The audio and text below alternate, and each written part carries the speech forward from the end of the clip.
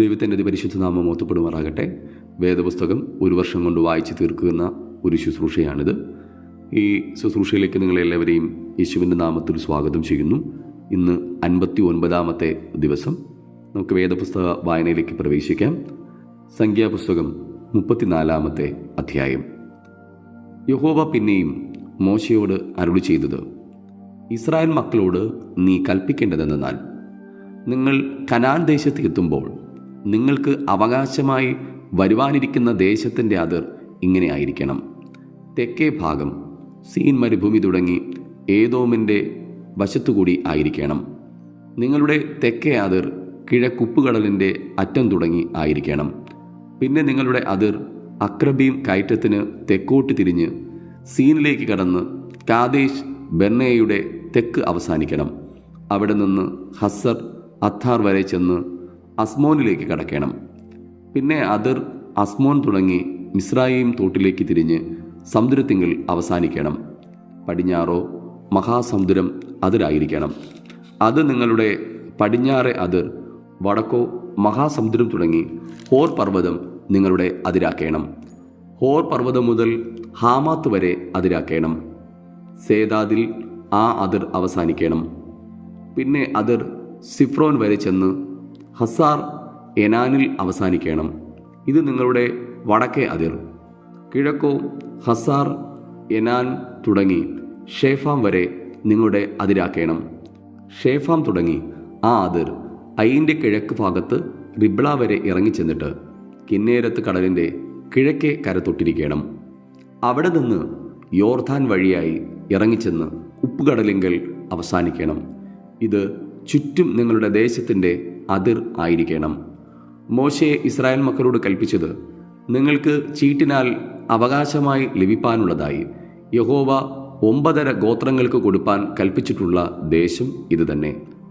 Reuben ഗോത്രക്കാരുടെ കുടുംബങ്ങൾക്കും ഗാദ് ഗോത്രക്കാരുടെ കുടുംബങ്ങൾക്കും മനശ്ശയുടെ പാതി ഗോത്രത്തിനും താന്താങ്ങളുടെ അവകാശം ലഭിച്ചുവല്ലോ.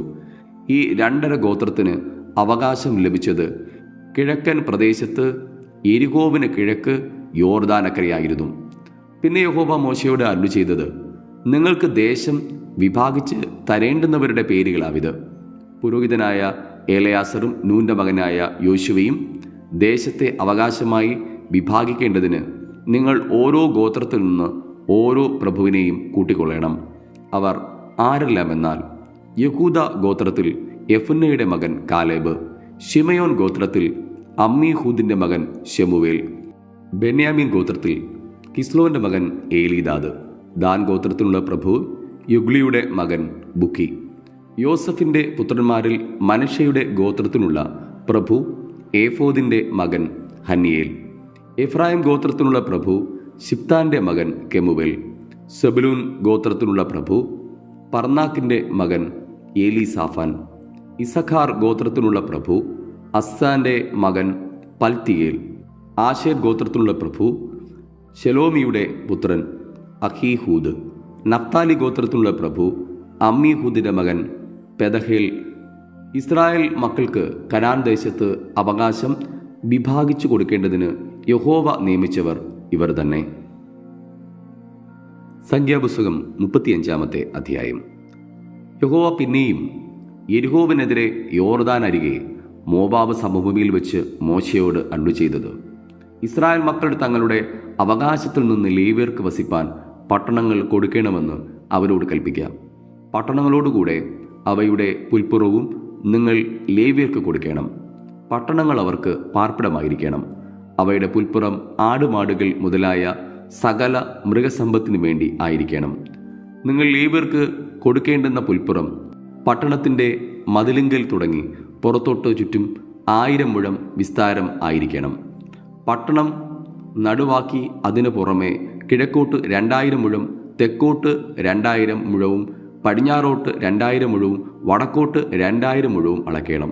ഇതവർക്ക് പട്ടണങ്ങളുടെ പുൽപ്പുറവും ആയിരിക്കണം. നിങ്ങൾ ലേവ്യർക്ക് കൊടുക്കുന്ന പട്ടണങ്ങളിൽ 6 സങ്കേത നഗരങ്ങളായിരിക്കണം. കൊല ചെയ്തവൻ അവിടേക്ക് ഓടിപ്പോകേണ്ടതിന് നിങ്ങൾ അവയെ അവനു വേണ്ടി വേർതിരിക്കണം. ഇവ കൂടാതെ നിങ്ങൾ വേറെയും 42 പട്ടണങ്ങളെ കൊടുക്കണം. അങ്ങനെ നിങ്ങൾ ലേവ്യർക്ക് കൊടുക്കുന്ന പട്ടണങ്ങൾ എല്ലാം കൂടി 48 ആയിരിക്കണം. അവയും അവയുടെ പുൽപ്പുറങ്ങളും കൊടുക്കണം. ഇസ്രായേൽ മക്കളുടെ അവകാശത്തിൽ നിന്ന് ജനമേറിയവർ ഏറെയും ജനം കുറഞ്ഞവർ കുറേയും പട്ടണങ്ങൾ കൊടുക്കണം. ഓരോ ഗോത്രം തനിക്ക് ലഭിക്കുന്ന അവകാശത്തിന് ഒത്തവണ്ണം ലേവ്യർക്ക് പട്ടണങ്ങളെ കൊടുക്കണം. യഹോവ പിന്നെയും മോശെയോട് അരുളി ചെയ്തത്, നീ ഇസ്രായേൽ മക്കളോട് പറയേണ്ടതെന്നാൽ, നിങ്ങൾ യോർദാൻ കടന്ന് കനാൻ ദേശത്ത് എത്തിയ ശേഷം ചില പട്ടണങ്ങൾ സങ്കേത നഗരങ്ങളായി വേർതിരിക്കണം. അബദ്ധവശാൽ ഒരുത്തനെ കൊന്നുപോയാൽ അവിടേക്ക് ഓടിപ്പോകണം. കൊല ചെയ്തവൻ സഭയുടെ മുമ്പാകെ വിസ്താരത്തിന് നിൽക്കും വരെ അവൻ പ്രതികാരകന്റെ കൈയാൽ മരിക്കാതിരിക്കേണ്ടതിന് അവ സങ്കേത നഗരങ്ങൾ ആയിരിക്കണം. നിങ്ങൾ കൊടുക്കുന്ന പട്ടണങ്ങൾ 6 സങ്കേത നഗരമായിരിക്കണം. യോർദാനക്കരെ 3 പട്ടണവും കനാൻ ദേശത്ത് 3 പട്ടണവും കൊടുക്കണം. അവ സങ്കേത നഗരങ്ങൾ ആയിരിക്കണം. അബദ്ധവശാൽ ഒരുത്തനെ കൊല്ലുന്നവൻ ഏവനും അവിടേക്ക് ഓടിപ്പോകേണ്ടതിന് ഈ 6 പട്ടണം ഇസ്രായേൽ മക്കൾക്കും പരദേശിക്കും വന്നു പാർക്കുന്നവനും സങ്കേതം ആയിരിക്കണം. എന്നാൽ ആരെങ്കിലും ഇരുമ്പായുധം കൊണ്ട് ഒരുത്തനെ അടിച്ചിട്ട് അവൻ മരിച്ചു പോയാൽ അവൻ കൊലപാതകൻ മരണശിക്ഷ അനുഭവിക്കണം. മരിപ്പാൻ തക്കവണ്ണം ആരെങ്കിലും ഒരുത്തനെ കല്ലെറിഞ്ഞിട്ട് അവൻ മരിച്ചു പോയാൽ അവൻ കൊലപാതകൻ മരണശിക്ഷ അനുഭവിക്കണം. അല്ലെങ്കിൽ മരിപ്പാൻ തക്കവണ്ണം ആരെങ്കിലും കയ്യിലിരുന്ന മരയായുധം കൊണ്ട് ഒരുത്തനെ അടിച്ചിട്ട് അവൻ മരിച്ചു പോയാൽ അവൻ കൊലപാതകൻ മരണശിക്ഷ അനുഭവിക്കണം. രക്തപ്രതികാരകൻ തന്നെ കൊലപാതകനെ കൊല്ലണം. അവനെ കണ്ടുകൂടുമ്പോൾ അവനെ കൊല്ലണം.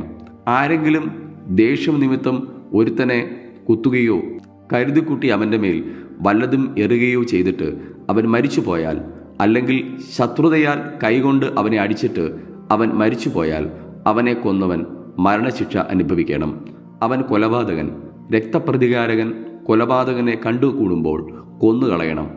എന്നാൽ ആരെങ്കിലും ശത്രുത കൂടാതെ പെട്ടെന്ന് ഒരുത്തനെ കുത്തുകയോ കരുതാതെ വല്ലതും അവൻ്റെ മേൽ എറിഞ്ഞു പോകുകയോ അവന് ശത്രുവായിരിക്കാതെയും അവന് ദോഷം വിചാരിക്കാതെയും അവൻ മരിപ്പാൻ തക്കവണ്ണം അവനെ കാണാതെ കല്ലെറിയുകയോ ചെയ്തിട്ട് അവൻ മരിച്ചു പോയാൽ കൊല ചെയ്തവനും രക്തപ്രതികാരകനും മധ്യേ ഈ ന്യായങ്ങളെ അനുസരിച്ച് സഭ വിധിക്കണം. കൊല ചെയ്തവനെ സഭ രക്തപ്രതികാരകന്റെ കയ്യിൽ നിന്ന് രക്ഷിക്കണം. അവൻ ഓടിപ്പോയിരുന്ന സങ്കേത നഗരത്തിലേക്ക് അവനെ മടക്കി അയക്കണം. വിശുദ്ധ തൈലത്താൽ അഭിഷിക്തനായ മഹാപുരോഹിതന്റെ മരണം വരെ അവൻ അവിടെ പാർക്കണം.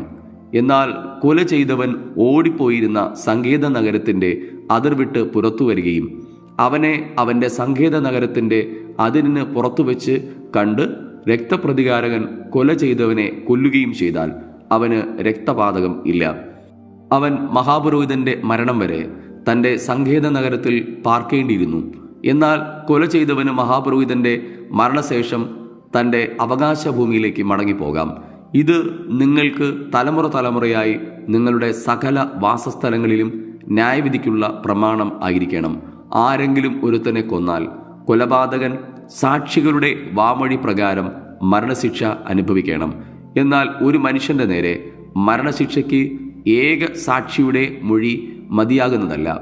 മരണയോഗ്യനായ കൊലപാതകന്റെ ജീവന് വേണ്ടി നിങ്ങൾ വീണ്ടെടുപ്പ് വില വാങ്ങരുത്. അവൻ മരണശിക്ഷ തന്നെ അനുഭവിക്കണം.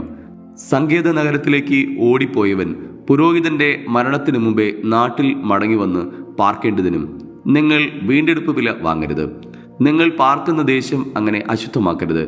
രക്തം ദേശത്തെ അശുദ്ധമാക്കുന്നു. ദേശത്തിൽ ചൊരിഞ്ഞ രക്തത്തിനു വേണ്ടി രക്തം ചൊരിയിച്ചവന്റെ രക്തത്താൽ അല്ലാതെ ദേശത്തിന് പ്രായശ്ചിത്തം സാധ്യമല്ല. അതുകൊണ്ട് ഞാൻ അധിവസിക്കുന്ന നിങ്ങളുടെ പാർപ്പിടമായ ദേശം അശുദ്ധമാക്കരുത്. ഇസ്രായേൽ മക്കളുടെ മധ്യേ യഹോവയായ ഞാൻ അധിവസിക്കുന്നു. സംഖ്യാപുസ്തകം 36 അധ്യായം. യോസഫിന്റെ മക്കളുടെ കുടുംബങ്ങളിൽ മനശ്ശെയുടെ മകനായ മാഖീരിന്റെ മകനായ ഗിലെയാദിന്റെ മക്കളുടെ കുടുംബത്തലവന്മാർ അടുത്തുവന്ന് മോശയുടെയും ഇസ്രായേൽ മക്കളുടെ ഗോത്രപ്രധാനികളായ പ്രഭുക്കന്മാരുടെയും മുമ്പാകെ പറഞ്ഞത്, ഇസ്രായേൽ മക്കൾക്ക് ദേശം ചീട്ടിട്ട് അവകാശമായി കൊടുപ്പാൻ യഹോവ യജമാനോട് കൽപ്പിച്ചു. ഞങ്ങളുടെ സഹോദരനായ സെലോഫാഹാദിന്റെ അവകാശം അവന്റെ പുത്രിമാർക്ക് കൊടുപ്പാൻ യജമാനന് യഹോവയുടെ കൽപ്പനയുണ്ടായി.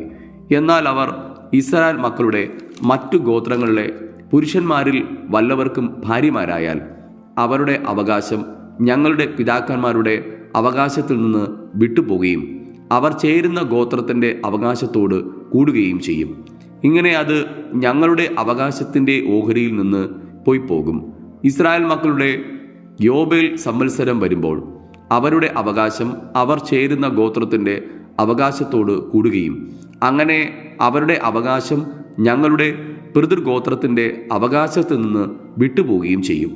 അപ്പോൾ മോശെ യഹോവയുടെ വചനപ്രകാരം ഇസ്രായേൽ മക്കളോട് കൽപ്പിച്ചത്, യോസഫിൻ്റെ പുത്രന്മാരുടെ ഗോത്രം പറഞ്ഞത് ശരി തന്നെ. യഹോവ സെലോഫഹാദിൻ്റെ പുത്രിമാരെക്കുറിച്ച് കൽപ്പിക്കുന്ന കാര്യം എന്തെന്നാൽ, അവർ തങ്ങൾക്ക് ബോധിച്ചവർക്ക് ഭാര്യമാരായിരിക്കട്ടെ, എങ്കിലും തങ്ങളുടെ പിതൃഗോത്രത്തിലെ കുടുംബത്തിലുള്ളവർക്ക് മാത്രമേ ആകാവൂ. ഇസ്രായേൽ മക്കളുടെ അവകാശം ഒരു ഗോത്രത്തിൽ നിന്ന് മറ്റൊരു ഗോത്രത്തിലേക്ക് മാറരുത്. ഇസ്രായേൽ മക്കളിൽ ഓരോരുത്തൻ താന്താൻ്റെ പിതൃഗോത്രത്തിൻ്റെ അവകാശത്തോട് ചേർന്നിരിക്കണം. ഇസ്രായേൽ മക്കൾ ഓരോരുത്തൻ താന്താൻ്റെ പിതാക്കന്മാരുടെ അവകാശം കൈവശമാക്കേണ്ടതിന് ഇസ്രായേൽ മക്കളുടെ യാതൊരു ഗോത്രത്തിലും അവകാശം ലഭിക്കുന്ന ഏത് കന്യകയും തൻ്റെ പിതൃഗോത്രത്തിലെ ഒരു കുടുംബത്തിൽ ഒരുത്തന് ഭാര്യയാകണം. അങ്ങനെ അവകാശം ഒരു ഗോത്രത്തിൽ നിന്ന് മറ്റൊരു ഗോത്രത്തിലേക്ക് മാറാതെ ഇസ്രായേൽ മക്കളുടെ ഗോത്രങ്ങളിൽ ഓരോരുത്തൻ താന്താൻ്റെ അവകാശത്തോട് ചേർന്നിരിക്കണം. യഹോവ മോശയോട് കൽപ്പിച്ചതുപോലെ സെലോഫഹാദിൻ്റെ പുത്രിമാർ ചെയ്തു. സെലോഫഹാദിൻ്റെ പുത്രിമാരായ മഹ്ള, തിർസ, ഹൊഗ്ല, മിൽക്ക, നോവ എന്നിവർ തങ്ങളുടെ അപ്പൻ്റെ സഹോദരന്മാരുടെ പുത്രന്മാർക്ക് ഭാര്യമാരായി. യോസഫിൻ്റെ മകനായ മനശ്ശെയുടെ പുത്രന്മാരുടെ കുടുംബങ്ങളിൽ അവർ ഭാര്യമാരാകുകയും അവരുടെ അവകാശം അവിടെ പിതൃകുടുംബത്തിൻ്റെ ഗോത്രത്തിൽ തന്നെ ഇരിക്കുകയും ചെയ്തു. യെരിഹോവിനെതിരെ യോർദാൻ അരികെ മോവാബ് സമഭൂമിയിൽ വെച്ച് യഹോവ മോശെ മുഖാന്തരം ഇസ്രായേൽ മക്കളോട് കൽപ്പിച്ച കൽപ്പനകളും വിധികളും ഇവ തന്നെ. ഇവിടെ ഇന്നത്തേക്കുള്ള വേദഭാഗം വായിച്ചവസാനിക്കുന്നു. ഈ വായിച്ചു കേട്ട തിരുവെഴുത്തുകളാൽ ദൈവം നമ്മെ ഇവരെയും അതിസമർത്ഥമായി അനുഗ്രഹിക്കുമാറാകട്ടെ. ആമേൻ.